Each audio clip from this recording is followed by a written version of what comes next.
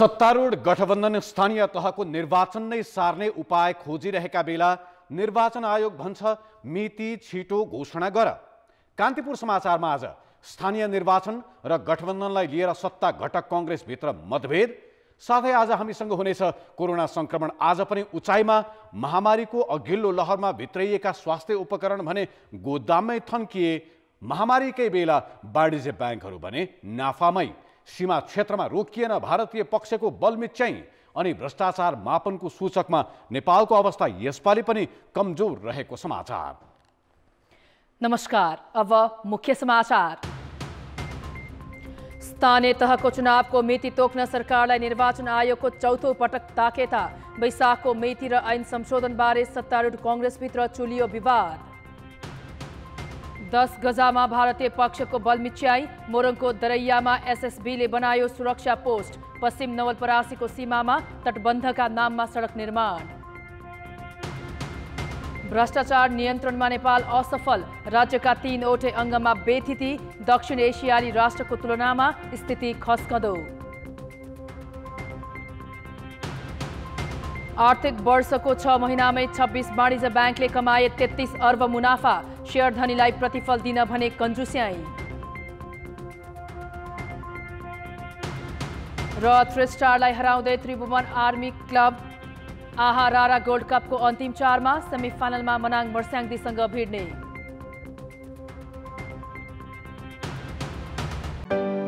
निसन्तानपन सम्बन्धी सबै उपचार hope fertility and diagnostic centre, Babarmahal, Kathmandu.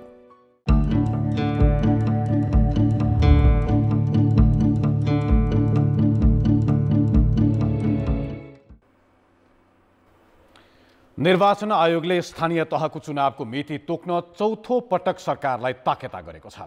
सरकारले संविधानसँग बाधिएको भन्दै ऐन संशोधन गर्ने तयारी थालेपछि आयोगले वैशाखमै चुनाव गर्न छिटो मिति तोकिदिन भनेको हो। आयोगले आज विज्ञप्ति जारी गर्दै वैशाखमा चुनाव सम्पन्न हुने गरी यथाशीघ्र चुनावको मिति तोक्न ताकेता गरेको हो। स्थानीय तह निर्वाचन ऐन 2073 दफा 4 को व्यवस्था बमोजिम कार्यकाल सकिनु अगावै चुनाव हुनुपर्ने भन्दै आएको आयोगले ढिलाइ हुँदा तयारी समेत प्रभावित हुने चेतावनी दिएको छ। आयोगले यसअघि कार्तिक 8, पुस 9 र 30 गते पनि सरकारलाई चुनावको मिति तोक्न भनेको थियो। आयोगले 4 पटक ताकेता गरे पनि सरकारबाट अहिलेसम्म कुनै प्रतिक्रिया नआएको आयोगले जनाएको छ। अझै पनि निर्वाचनको तिथि घोषणा गर्न नसकेमा समय घर्किँदै गएर प्राविधिक तथा व्यवस्थापकीय दृष्टिकोणबाट निर्वाचन व्यवस्थापन गर्न जटिल हुँदै जाने भएको हुनाले पुनः आयोगले सरकारलाई आग्रह गरे हो। कुनै खालको प्रतिक्रिया आएको, औपचारिक प्रतिक्रिया आएको मलाई जानकारी छैन। वैशाखमै चुनाव सम्पन्न भएर जेठ पहिलो साता जनप्रतिनिधि नआए स्थानीय तह खाली हुनेतर्फ सरकारलाई उसले स्मरण गराएको छ। तर संविधानसँग ऐन बाधिएको विषयमा भने आयोगले अहिलेसम्म मुख कार्यकाल समाप्त हुनुभन्दा अगाडि नै निर्वाचन गरेर नयाँ पदाधिकारीहरू चयन गरिसक्नुपर्छ भन्ने धारणा आयोगले राख्दै आएको हो र त्यसैका आधारमा सोही बमोजिम सर्वदलीय बैठक पौष 30 गते गरिएको सर्वदलीय बैठकमा पनि तिनै कुराहरू आयोगले राखेर दलहरूबाट समेत निर्वाचन समयमा गर्नुपर्छ र यसमा आयोगले सरकारसँग सम्पर्कमा रहेर तिथि तोक्नुपर्छ भन्ने पृष्ठपोषण प्राप्त भएको हो। आयोगले पुस 30 मा 16वटा राजनैतिक दलका नेताहरूलाई बोलाएर स्थानीय तहको निर्वाचनका सन्दर्भमा देखिएको जटिलता हटाउन भूमिका खेल्न पनि आग्रह गरेको थियो। तर आयोगको अग्रसरता र सरकारी तयारी बीच भने तालमेल मिलेको देखिन्न। बरु स्थानीय तहको निर्वाचनबारे सरकार र आयोग दुई ध्रुवमा उभिए जस्तो देखिन्छन्। आगामी वर्ष हुने निर्वाचन र गठबन्धनसँगको सहकार्यका विषयमा नेपाली कांग्रेसभित्र असन्तुष्टि चर्कदै गएको छ। पार्टी सभापति तथा प्रधानमन्त्री शेरबहादुर देउवा पक्षले सत्ता साझेदार दलहरूसँगको परामर्शमा स्थानीय तह निर्वाचनलाई पछाडि सार्ने तयारी गरेपछि अर्को पक्षले आपत्ति जनाएको छ। वैशाखमै स्थानीय तहको निर्वाचन हुनुपर्ने र पार्टी एक्लै चुनावमा जानुपर्ने उनीहरूको माग छ। आगामी वैशाखमा पदावधि सकिने स्थानीय तहको चुनाव पर सार्न सत्ता गठबन्धनले संविधान बमोजिम ऐन संशोधनको तयारी थालेपछि कांग्रेसभित्र विवाद बढ्दै गएको छ। प्रधानमन्त्री देउवाले पार्टीमा छलफल नै नगरी अरूको स्वार्थ पूरा गर्न निर्वाचनको मिति सार्न खोजेको भन्दै शेखर कोइराला पक्षले विरोध गरेको छ। आवधिक निर्वाचनबाट पछाडि हट्न खोज्दा लोकतन्त्र कमजोर हुने र पार्टीलाई नै घाटा पुग्ने उनीहरू बताउँछन्। स्थानीय चुनाव वैशाखमै हुनुपर्ने र तीनै तहका चुनावमा एक्लै लड्नुपर्ने माग काङ्ग्रेसभित्र बढ्दो देखिन्छ। आफ्नो एजेन्डा लिएर चाहिँ जनताका बीचमा जाने हो।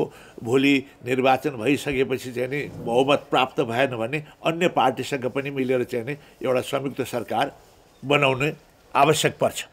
तर निर्वाचन लड्नलाई नै चाहिँ नि यो गठबन्धनको आधारमा चाहिँ नि निर्वाचन लड्ने चाहिँ नि एक भएर चाहिँ नि विभिन्न पार्टी एक भएर चाहिँ नि गठबन्धन भएर चाहिँ नि निर्वाचन लड्ने चाहिँ नि उपयुक्त हुँदैन।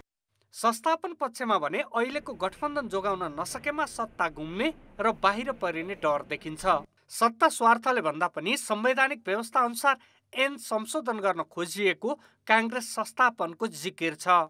गठबन्धनभित्र रहेर जुन खालको चाहिँ निर्वाचनको चाहिँ सोच बाहिर सार्वजनिक भइराखेको छ त्यसको पनि चाहिँ सान्दर्भिकताको विषयमा पनि त छलफल हुन्छ नि हैन। त्यसैले मैले भने यदि त्यस्तो हो भने पनि हामी संवैधानिक मर्मलाई ख्याल गरिकन संवैधानिक मर्म र भावनाको चाहिँ ख्याल गर्दै स्थानीय निकायलाई पनि जनप्रतिनिधिविहीन नहुने किसिमको कुन खालको अवस्था सिर्जना हुन सक्दछ त्यो खालको ढङ्गबाट चाहिँ नि संविधान र लोकतन्त्रको मर्महरूलाई बचाउनका निम्ति चाहिँ हामीहरू एउटा निष्कर्षमा पुग्छौँ।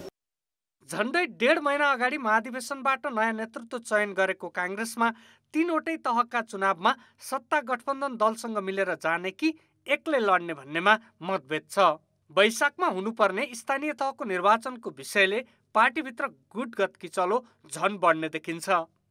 कान्तिपुर समाचारका लागि विराटनगरबाट सुशीला पाठक र क्यामेरामा रूपक कोइरालाका साथ दीपक आचार्य, काठमाडौँ।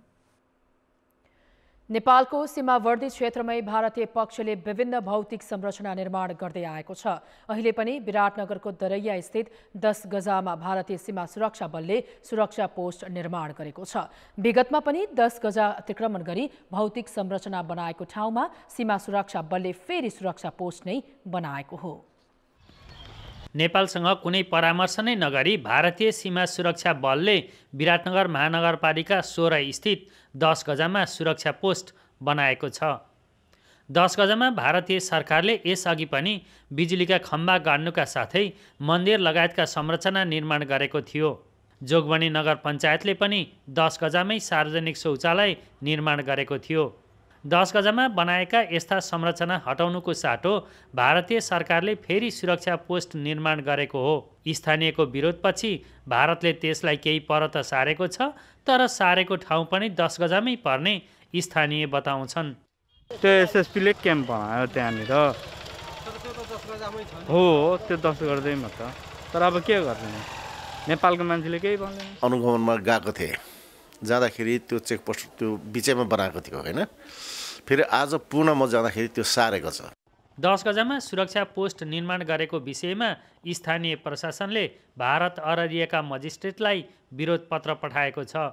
अस्थायी सुरक्षा पोस्ट निर्माण गरेको थियो, त्यो चाहिँ पहिलेको चाहिँ 10 गजा क्षेत्रभित्रै भएको देखिन्छ र अहिलेको सार्दाखेरि चाहिँ पोलको आसपास देखिन्छ र त्यो बारेमा चाहिँ हामीले अब त्यही पनि यद्यपि यो विषयमा चाहिँ अररियाको डिस्ट्रिक्ट मेजिस्ट्रेटसँग मैले कुरा गरिसकेको छु र उहाँहरूले पनि यो बारेमा एकचोटि तत्काल हामी हेरेर 10 गजा क्षेत्रभित्र अझै पर्छ भने त्यो हामी हटाउँछौँ भन्नुभएको छ। स्थानीय प्रशासनले 10 गजामा सुरक्षा पोस्ट निर्माणका विषयमा विस्तृत अध्ययन गर्ने तयारी गरेको छ। यो बारेमा चाहिँ प्रतिवेदन साथ गृह मन्त्रालयमा हामी पठाउँछौँ र 10 गजा क्षेत्रभित्र परे नपरेको विषय चाहिँ यो किन जोइन्ट नापी सर्वे आवश्यक पर्छ र अहिलेसम्म सरस्वती मैले अवलोकन गरेर हेर्दाखेरि पहिलेको बनाएको भन्दा चाहिँ सारेको अवस्था छ। भारतीय पक्षले पटक पटक 10 गजामा विभिन्न संरचना निर्माण गर्दै आएको छ। परराष्ट्र मन्त्रालयले कूटनीतिक पहलबाट यो समस्या समाधान गर्न चासो नदिँदा वर्षौंदेखि यहाँको 10 गजा भारतीय अतिक्रमणको चपेटामा पर्दै आएको छ। कान्तिपुर समाचारका लागि क्यामेरामा सम्मु पोखरेलका साथ सुशीला पाठक र महाप्रसाद खतिवडा, विराटनगर, मोरङ। भारतले कहिले 10 गजा क्षेत्र तथा कहिले नेपाली भूमि अतिक्रमण गरेर सडक निर्माण गर्दै आएको छ। अहिले पश्चिम नवलपरासीमा पर्ने 10 गजाबाट 50 मिटरको दूरीमा पुनः एकतर्फी रूपमा सडक निर्माण गरिरहेको छ। 10 गजा नजिकै ड्याम सहितको सडक निर्माण भएपछि नेपालतर्फको भूभाग डुबानमा पर्ने भन्दै स्थानीय चिन्तित भएका छन्। भारतले सीमा सुरक्षा सडक बीआरओ परियोजना अन्तर्गत उत्तर प्रदेशको महाराजगञ्ज जिल्लामा सडक निर्माण गरिरहेको छ। 7 फिट उचाइ र 25 मिटर चौडाइ रहेको सडकले पानीको प्राकृतिक बहाव रोक्ने र पश्चिम नवलपरासीको नेपाली भूभाग डुबानमा पर्ने जोखिम देखिएको छ। स्थानीयले तत्काल सडक निर्माण रोक्न पहलका लागि माग गरेका छन्। गण्डक ब्यारेजको कारण वर्षेनी बस्ती डुबानमा पर्ने समस्या खेप्दै आएका स्थानीय यो सडकले थप डुबानमा पार्ने बताउँछन्। हामी सधैँ डुब्छौँ बाढीको समयमा। अब त्यसमा झन् यिनीहरूले जुन कहीँ 2 मिटर कहीँ 3 मिटर कहीँ 1 मिटर हाइटमा जुन अन्तर्राष्ट्रिय कानुनको विपरीत जुन तिनीहरूले रोड बनाइरहेको छ त्यसले हामीहरू सधैँको लागि डुबाउन पर्छौँ। कुनै पनि देशले तटीय क्षेत्रको 10 गजा नजिकै ठूला भौतिक संरचना निर्माण गर्दा दुवै देशको सहमति लिनुपर्ने भए पनि भारतले एकतर्फी रूपमा धमाधम सडक बनाएको हो, जसले गर्दा पश्चिम नवलपरासीको सीमावर्ती सुस्ता, प्रतापपुर, सरावल र पालीनन्दन गाउँपालिकाको हजारौं बिघा खेतीयोग्य जमिन डुबानमा पर्ने र बस्ती नै जोखिममा पर्नेछ। सुस्ता 5 देखि र तपाईको सरावलको सम्म यो हाम्रो नवलपरासी जिल्ला चाहिँ डुबाउनु पर्नेछ। सडक निर्माणको काम रोक्न जिल्ला प्रशासन कार्यालय मार्फत प्रधानमन्त्री समक्ष ज्ञापन पत्र पठाएको भए पनि सुनवाई भएको छैन। कहिले सिमाना मिच्ने त कहिले 10 गजाबाट 50 मिटरको दूरीमा सडक निर्माण गरेर नेपाली पक्षलाई डुबानमा पार्ने भारतको काम तत्काल रोक्न स्थानीयले माग गरेका छन्। कान्तिपुर समाचारका लागि नवीन पौडेल, प्रतापपुर, पश्चिम नवलपरासी। भोलि हुने राष्ट्रिय सभा सदस्य निर्वाचनका लागि 7 प्रदेशमा तयारी पूरा भएको छ। प्रदेश मुकाममा मतदान केन्द्र निर्माण, मतपेटिका पुर्याउने तथा सुरक्षा व्यवस्थापनका काम पूरा भएको निर्वाचन कार्यालयले जनाएका छन्। प्रदेश 1 मा निर्वाचन कार्यालय विराटनगर र बाली संरक्षण प्रयोगशाला विराटनगरमा मतदान स्थल तोकिएको छ। यस्तै मध्य प्रदेशमा महेन्द्र नारायण निधि सांस्कृतिक भवन जनकपुर, बागमतीमा औद्योगिक क्षेत्र व्यवस्थापन लिमिटेड हेटौडाको सभागृह, गण्डकीमा प्रदेश निर्वाचन कार्यालय पोखरामा मतदान केन्द्र तोकिएको छ। लुम्बिनी प्रदेशमा दाङको घोराई स्थित कर्मचारी मिलन केन्द्र, कर्णालीको प्रदेश निर्वाचन कार्यालय सुर्खेत तथा सुदूरपश्चिमको प्रदेश भवन धनगढीमा मतदान स्थल तोकिएको छ। राष्ट्रिय सभामा रिक्त 20 मध्ये 19 सदस्यका लागि भइरहेको निर्वाचनमा 43 जना उम्मेद्वार प्रतिस्पर्धामा छन्। 9 वटा दल सहभागी रहेको निर्वाचनमा 7 वटै प्रदेशमा 14 मतदान केन्द्रबाट मतदान हुने निर्वाचन आयोगले जनाएको छ। प्रदेश सभा सदस्य र पालिका प्रमुख र उपप्रमुखका लागि छुट्टै मतदान स्थलको व्यवस्थापन गरिएको छ। सत्तारूढ दलले गठबन्धनमै उम्मेदवारी दिएका छन् भने प्रमुख प्रतिपक्ष एमाले मध्य प्रदेशमा लोकतान्त्रिक समाजवादी पार्टीसँग गठबन्धन गरेको छ भने अन्यमा एक्लै प्रतिस्पर्धामा छ। यस्तै बागमतीमा नेपाल मजदुर किसान पार्टी र 1 नम्बर प्रदेशमा राष्ट्रिय प्रजातन्त्र पार्टीका उम्मेद्वार पनि प्रतिस्पर्धामा छन्। राष्ट्रिय प्रजातन्त्र पार्टीले अन्य प्रदेशमा भने मतदानमा भाग नलिने निर्णय गरेको छ। सातै प्रदेशमा 1 महिला सहित 2-2 जना तथा गण्डकी, लुम्बिनी र सुदूरपश्चिममा दलित 1-1 तथा प्रदेश 1 र कर्णाली प्रदेशबाट अपाङ्गता वा अल्पसंख्यक 1-1 राष्ट्रिय सभा सदस्यका लागि निर्वाचन हुँदैछ। राष्ट्रिय सभा सदस्य निर्वाचनमा प्रदेश सभा सदस्य र स्थानीय तहका प्रमुख र उपप्रमुख मतदाता हुन्छन्, जसमा प्रदेश सांसदको मतभार 48 तथा स्थानीय तह प्रमुख उपप्रमुखको मतभार 18 हुन्छ। मतभार हेर्दा सत्तारूढ गठबन्धनका उम्मेद्वार निर्वाचित हुने निश्चित जस्तै छ। मतदान भोलि बिहान 9 बजेदेखि 3 बजेसम्म हुँदैछ। निसन्तानपन सम्बन्धी सबै उपचार hope fertility and diagnostic centre, Babarmahal, Kathmandu. ब्रेकपछि पुनः स्वागत छ। सुशासन र विकासमा मुलुक कति सबल छ भनेर मापन गर्ने सबैभन्दा भरपर्दो माध्यम भ्रष्टाचार नियन्त्रण हो। तर नेपालमा भने भ्रष्टाचार संस्थागत नै भएको अनुसन्धानहरूले देखाएका छन्। विश्वका अधिकांश मुलुकको अवस्था अध्ययन गर्दै आएको ट्रान्सपेरेन्सी इन्टरनेसनलको प्रतिवेदनले यो वर्ष नेपाल भ्रष्टाचार रोक्न असफल भएको देखाएको छ। कोरोना महामारीले विश्व थलिए पनि धेरै मुलुकमा भ्रष्टाचार भने रोकिएन। अर्थात् महामारीले अत्याउँदा पनि सत्ता, शक्ति र पहुँचमा हुनेहरूले इमान र नैतिकता नदेखाउँदा सुशासन र विधि प्राथमिकतामा परेन। 180 देशमा भएका भ्रष्टाचारको अध्ययन गर्ने अन्तर्राष्ट्रिय संयन्त्र ट्रान्सपरेन्सी इन्टरनेसनलले सन् 2021 को रिपोर्ट सार्वजनिक गर्दा नेपालको स्थिति निकै कमजोर देखियो।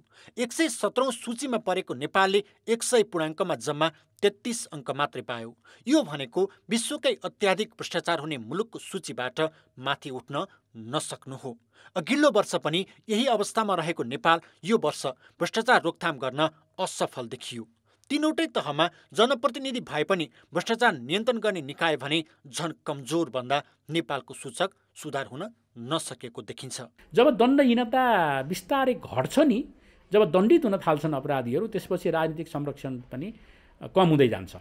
त्यस हुनाले हामीले स्ट्रेस दिनुपर्ने, फोकस गर्नुपर्ने भनेको चाहिँ नि बलियो कानुन र त्यो बलियो कानुनलाई इम्प्लिमेन्ट गर्ने बलियो दरो संस्था र त्यहाँ छनौट भएर नियुक्त भएर जाने मान्छे चाहिँ सक्षम र इमान्दार। त्यसको लागि एउटा यस्तो पद्धति बनाउनको लागि हामीले चाहिँ नि दबाब सृजना गर्नु पर्यो नागरिक तहबाट कि चाहिँ पोलिटिसियनहरू बाध्य हुन्। संविधान बनेपछिको 5 वर्षमा नेपालले भ्रष्टाचार रोकथाममा कुनै सुधार गर्न सकेको छैन। सार्वजनिक पदाधिकारीको काम कारबाहीमा निगरानी, सीमित व्यक्तिको राज्य संयन्त्रमा पकडमा विश्व बैंकले 35 अङ्क दिएको छ। आयात निर्यात, कर भुक्तानी, ठेक्का र न्यायिक निरूपणमा नेपाल अघिल्लो वर्षको 40बाट यो वर्ष 34मा झरेको छ। कार्यपालिका, न्यायपालिका र संसदमा समेत भ्रष्टाचार नियन्त्रण हुन नसक्दा नेपाल असफलतातिर जाने जोखिममा रहेको अध्ययनले देखाएको छ। राष्ट्रिय सदाचार प्रणालीको पिलरहरू हुन्छ, त्यो पिलरमा चाहिँ व्यवस्थापिका भयो, कार्यपालिका, न्यायपालिका, तिनैवटा चाहिँ अस्तव्यस्त भएको देखियो र अनियमितता भएको देखियो। त्यसले चाहिँ राष्ट्रिय सदाचार प्रणाली कायम राख्न सकेको देखिएन। त्यसकारणले यो चाहिँ सुधार हुनुपर्छ। दक्षिण एसियामा सबैभन्दा कम भ्रष्टाचार भएको सूचीमा भुटान छ। उसले 68 अङ्क पाउँदा भारतले 40 अङ्क पाएको छ। पाकिस्तान, बङ्गलादेश र अफगानिस्तान भने नेपालभन्दा पनि खराब सूचीमा परेका छन्।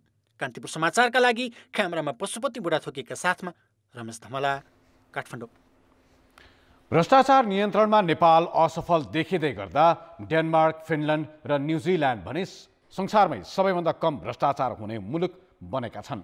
यी 3 मुलुकले कुल 100मा 88 अङ्क प्राप्त गरेका छन्। ट्रान्सपेरेन्सी इन्टरनेसनलको प्रतिवेदन अनुसार दक्षिण एसियामा अफगानिस्तान 16 अङ्कका साथ सबैभन्दा भ्रष्टाचार हुने मुलुकहरूको चौथो स्थानमा छ।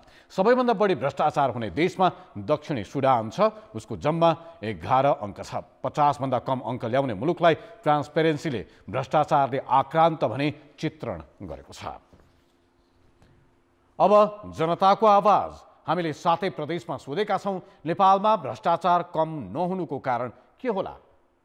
जनताको आवाज। भ्रष्टाचारीलाई कानुन अनुसार कारबाही नहुनु, भ्रष्टाचार गर्नेलाई पनि ठुलोभन्दा ठुलो सजाय दियो भने बल्ल तिनीहरूले भ्रष्टाचार गर्न कम गर्थे। भ्रष्टाचार रोक्नेले भ्रष्टाचारी गरिरहेको छन् भने भ्रष्टाचारी कसरी रोकिन्छ? पैसा नदिनेको हुँदैन, नेटै चले छैन भनेर हात बाँधेर बाहिर बस्छन्। जनता नै त्यति शिक्षित नभएर नि हुनसक्छ। वार्डदेखि लिएर माथि चाहिँ होइन केन्द्रसम्म सबैको भित्र भुँडी मात्रै भर्ने छ, कहाँबाट विकास हुन्छ भन्नु न। 1500 चाहिँ निकालेर हामीले दिँदाखेरि चाहिँ चाँडै काम हुन्छ कि भन्ने चाहिँ त्यो हिसाबले चाहिँ हामीले गरिरहेका हुन्छौँ। नेताहरूले यिनीहरू जनतालाई एक आपसमा लडाउने, भिडाउने र भ्रष्टाचार गर्ने गर्छ। नेताहरू नै हाम्रो ठिक नभएको कारणले गर्दा कर्मचारी संयन्त्रदेखि राजनीतिक नेताहरूसम्म सबै भ्रष्टाचारी भएको कारणले हो। संवैधानिक निकायहरूमा आफन्तहरूको भर्ती केन्द्र बनाइनु, सबैजना सुख काट्ने, दुःख कसैले नगर्ने, सबैले हाम्रो भनेर गरे भने भ्रष्टाचार घट्छ। भ्रष्टाचार गरे भने धेरै कमाइ छ भन्ने सोचाइ हो। नेताहरू चाहिँ राम्रो छैन। ठुलो माछा पक्रिँदैन भन्नको कारण ठुलो माछा भने त उनीहरूले ठुलै रकम बुझाएका हुन्छन्। कानुन दायरामा नल्याउनु, बिचै बाटोमा उम्कन दिनु, छानबिन गर्न डराउँछन्। बिचौलिया दलाली चाहिँ हाबी भएको हुनाले जुनै पनि पेसा व्यवसायमा आबद्ध भएका व्यक्तिहरू राजनीतिक सङ्गठनप्रति आबद्ध हुनु, भ्रष्टाचारीलाई चाहिँ राजनीतिक संरक्षण गर्नु, जसले चाहिँ भ्रष्टाचार रोक्नुपर्ने हो उनीहरू नि यसमा चाहिँ संलग्न भएको कारणले कसैको टिप्न सक्ने मान्छेहरू बसेका छन्। त्यसो भएको हुनाले भ्रष्टाचार हुन सक्दैन।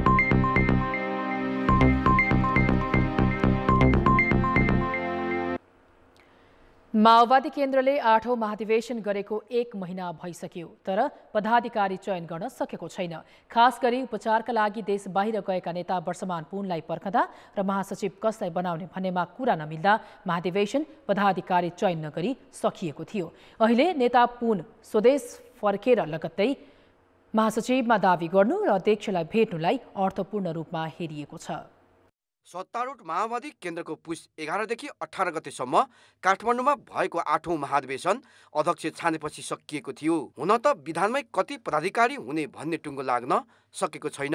अध्यक्ष, 1 वरिष्ठ उपाध्यक्ष सहित 7 जना उपाध्यक्ष, 1 महासचिव, 2 उपमहासचिव र बाँकी सचिव राखेर 15 पदाधिकारी बनाउने तयारी छ। तर महाधिवेशनले पदाधिकारी चयन नगर्नुको मुख्य कारण चाहिँ नेता वर्षमान पुन स्वदेशमा नहुनुलाई मानिएको हो। अब भने यही महिनाभित्रै सबै टुङ्गो लगाउने भनिएको छ। सीसीएमसीको पनि निर्णय भएकोले बैठक बस्न सकेको छैन।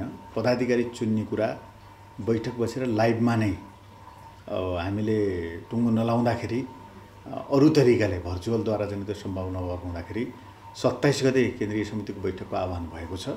27 गते हामी बसेर करिब पदाधिकारी, स्थायी समिति, पोलिट ब्युरो, कार्यविभाजन टुङ्गो लगाउँछौँ। माओवादी केन्द्रमा महासचिव बन्ने नेताहरूबीच प्रतिस्पर्धाको विषय पेचिलो बनेको छ। वर्षमान पुन र जनार्दन शर्माबीच मुख्य प्रतिस्पर्धा देखिन्छ। स्वदेश फर्किए लगतै नेता पुनले मङ्गलबार दाहाललाई भेटेर महासचिवमा दाबी गरेका छन्। अध्यक्षलाई, वरिष्ठ नेता कमरेड अरू साथीहरूलाई सकेसम्म चाहिँ अब सहमतिवाद त हुन्छ, म मान्छु।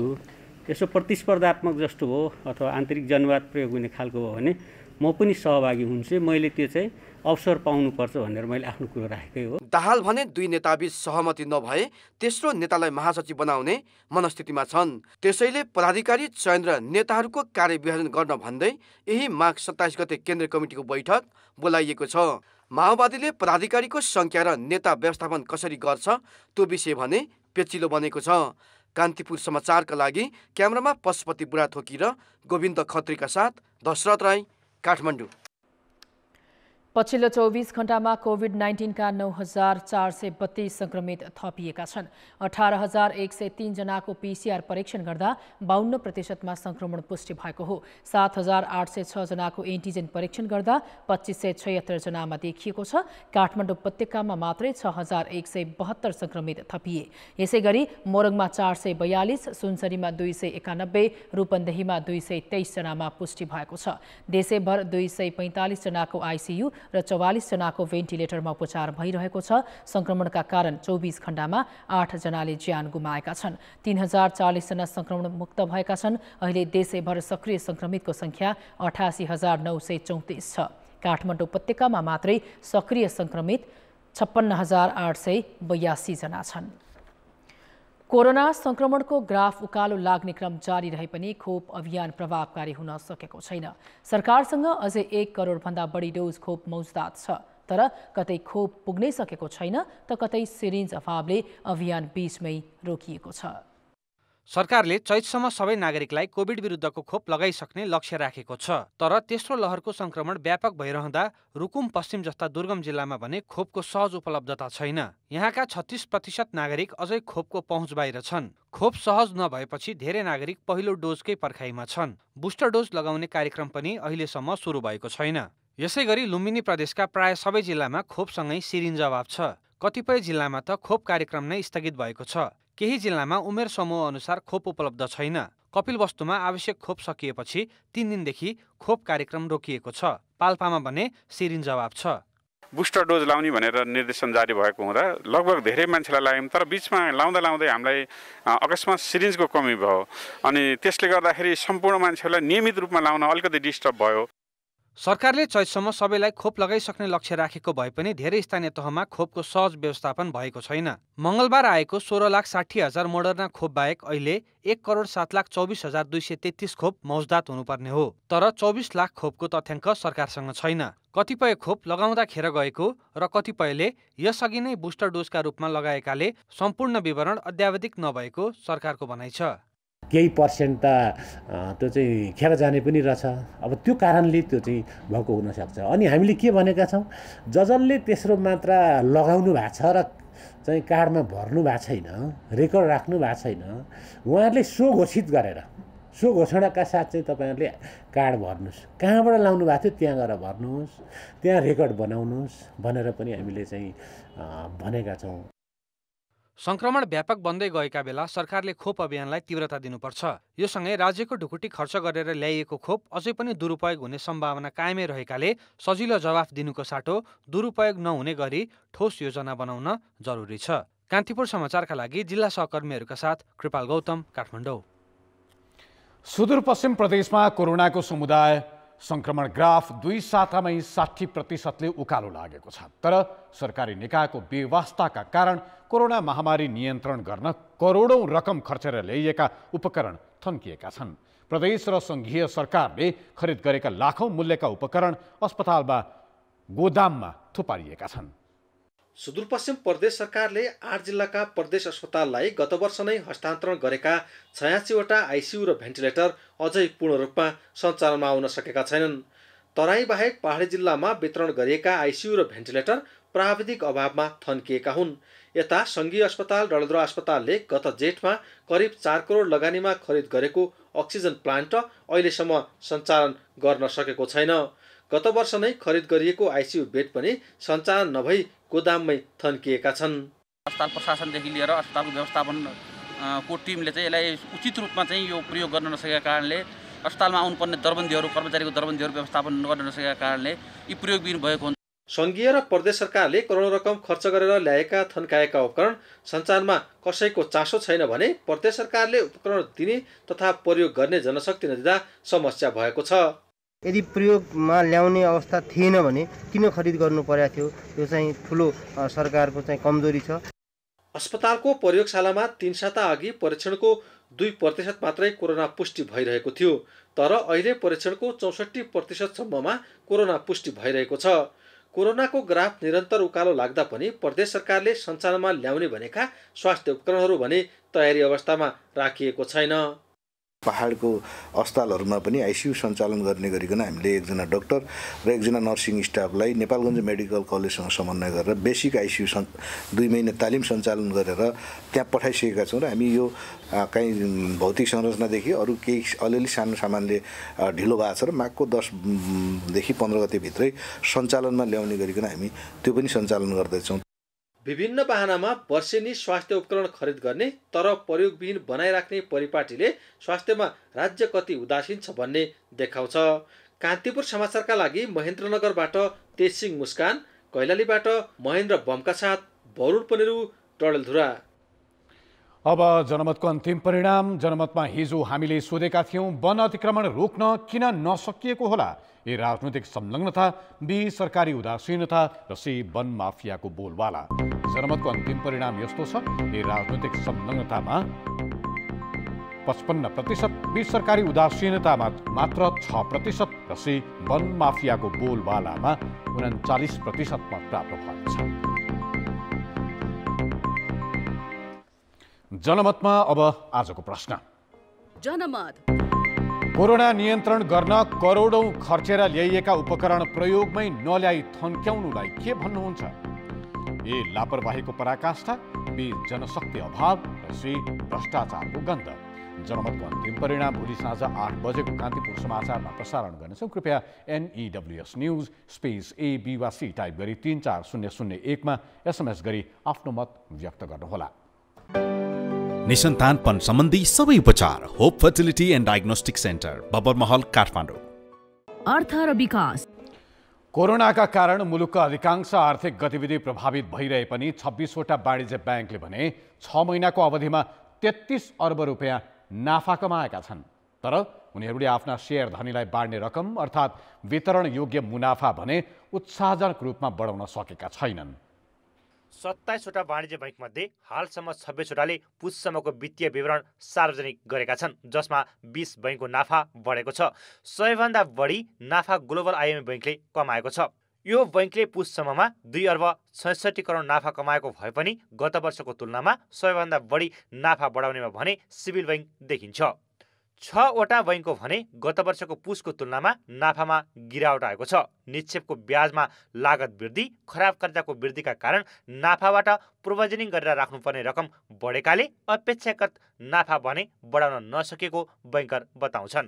1% को कस्ट अफ फन्ड बढेको, स्प्रेड घटेको, अलिअलि NPL बढेको हैन। अब हामीले सबै कुरा हेर्दाखेरि प्रोभिजन पनि हामीले एडिसनल प्रोभिजन राष्ट्र ब्याङ्कले हामीलाई चाहिँ यसलाई चाहिँ यो अहिलेको पेन्डेमिकको बेलामा 0.30 पनि एडिसनल पास लोनमा पनि गर्ने भनेको व्यवस्था यथावत गर्दाखेरिमा समग्रतामा हेर्दाखेरिमा हामी सन्तुलित अवस्थामा छौँ, उत्साहजनक अवस्थामा छैनौँ। गत वर्ष पुस मसानसम्म 32 खर्ब 23 अर्ब लगानी गरेका बैङ्कहरूले यो वर्षको पुस मसानसम्म 9 खर्ब लगानी बढाएर 41 खर्ब 42 अर्ब पुर्याएका छन्। उनीहरूको लगानी गत वर्षको पुसको तुलनामा 28.5%ले बढेको छ। तर सेयर लगानीकर्तालाई बान्ने लाभांशका लागि छुट्याउने रकम अर्थात् वितरणयोग्य मुनाफा भने औसतमा 8.87%ले मात्रै बढेको छ। यो उत्साहजनक वृद्धि होइन। त्यस्तै निक्षेपको ब्याजमा लागत 0.96%ले बढेको छ। खराब कर्जा 0.53%ले बढेको छ भने सम्पत्तिमा प्रतिफल 1.2%ले गिरावट आएको छ।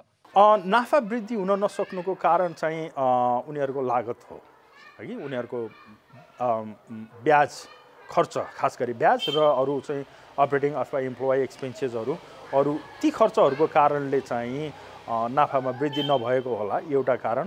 अर्को चाहिँ अब यो अदर इन्कम हुन्छ, जस्तो सर्भिस चार्जेसहरू हुन्छ, हुनसक्छ त्यसमा पनि नियमन निकायले राष्ट्र ब्याङ्कले कन्ट्रोल गरिदिएका कारणले गर्दाखेरि त्यो घटेको कारणले पनि उनीहरूको नाफामा उल्लेख्य चाहिँ वृद्धि हुन नसकेको होला। यसमा उनीहरूले अब बिजनेस नै बढाएर लगेर नाफामा वृद्धि गर्नुपर्ने अवस्था छ। मुख्य सूचक निहाल्दा बैंकहरूको अवस्था सन्तोषजनक देखिन्छ। हुन त महामारीका कारण सबै क्षेत्रको अवस्था बिग्रेका बेलामा बैंकहरूको यस्तो अवस्था आशा लाग्दो नै देखिन्छ। कान्तिपुर समाचारका लागि क्यामेरामा राजेन्द्र महर्जनका साथ सुधिल पोखरेल, काठमाडौँ। खेलकुद समाचार। नमस्कार, कान्तिपुर खेलकुद समाचारमा स्वागत छ। त्रिभुवन आर्मी फुटबल क्लब आहारा गोल्ड कपको सेमिफाइनलमा प्रवेश गरेको छ। पोखरा रङ्गशालामा आज भएको अन्तिम क्वार्टर फाइनलमा आर्मीले ए डिभिजन लिग प्रतिद्वन्दी 3 स्टार क्लबलाई 1-0 गोलले पराजित गर्यो। खेलको पहिलो हाफ गोल रहित बराबरीमा सकिएको थियो। 8औं मिनेटमा जर्ज प्रिन्स कार्की 1 भर्सेस 1 मा चुक्दा आर्मी अग्रता लिनबाट असफल भयो। उनको प्रहार 3 स्टारका गोलकिपर प्रिसोले बचाएका थिए। 70औं मिनेटमा वैकल्पिक खेलाडी राजीव गुरुङले डेडलक तोडे। सोही गोल आर्मीको जितमा निर्णायक बन्यो। राजीवले मैदान प्रवेश गरेको 7 मिनेटमा गोल गरेका हुन्। प्रशिक्षक नवीन नेउपानेले 64औं मिनेटमा टङ्क बस्नेतको स्थानमा राजीवलाई मैदान पठाएका थिए। नवीनको रणनीति सफल पनि भयो। बाँकी समयमा 3 स्टार खेलमा फर्कन नसक्दा उसको यात्रा क्वार्टर फाइनलमा नै समाप्त भयो। आजको खेलसँगै सेमिफाइनल समीकरण पूरा भएको छ। अब आर्मीले फाइनल प्रवेशका लागि मनाङ मर्स्याङ्दी क्लबसँग खेल्नेछ। भोलि हुने पहिलो सेमिफाइनलमा एपीएफ र मछिन्द्रा फुटबल क्लब बीच प्रतिस्पर्धा हुनेछ। नेपाली राष्ट्रिय फुटबल टिम र मोरिसस बीच हुने अन्तर्राष्ट्रिय मैत्रीपूर्ण खेल दर्शक सहित हुने भएको छ। अखिल नेपाल फुटबल सङ्घ एन्फाले आज विज्ञप्ति जारी गर्दै दशरथ रङ्गशालामा 1/3 दर्शकलाई प्रवेश अनुमति दिने जानकारी दिएको हो। रङ्गशालाको दर्शक क्षमता 15,000 हो। नेपाल र मोरिसस बीचको खेलमा 5,000 टिकट बिक्री गरिनेछ। एन्फाले भिआइपी तर्फको टिकट मूल्य 1,000 र साधारणतर्फ 500 तोकेको छ। रङ्गशाला प्रवेश गर्दा खोप लगाएको कार्ड अनिवार्य गरिएको छ। पहिलो मैत्रीपूर्ण खेल आगामी शनिबार र दोस्रो मङ्गलबार हुनेछ। खेल साँझ 4:45 बजे सुरु हुनेछ। नेपालले पहिलो पटक अफ्रिकी देशसँग प्रतिस्पर्धा गर्न लागेको हो। मोरिससको टोली मैत्रीपूर्ण खेलका लागि नेपाल आइसकेको छ। प्रशिक्षक अब्दुल्लाह अल मुताइरीले नेपाली टिम भने घोषणा गरेका छैनन्।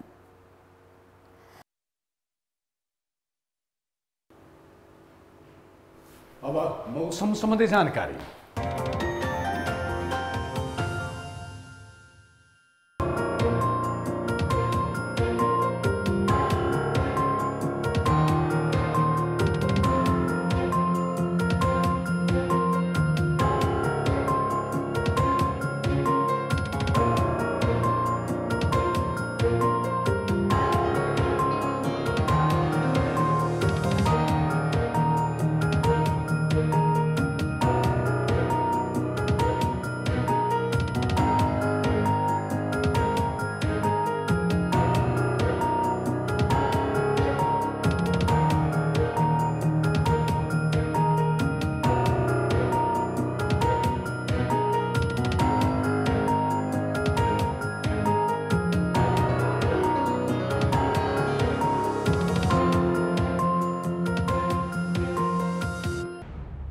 कान्तिपुर समाचार अहिलेलाई सकियो। कान्तिपुर टेलिभिजन हेर्दै गर्नुहोला।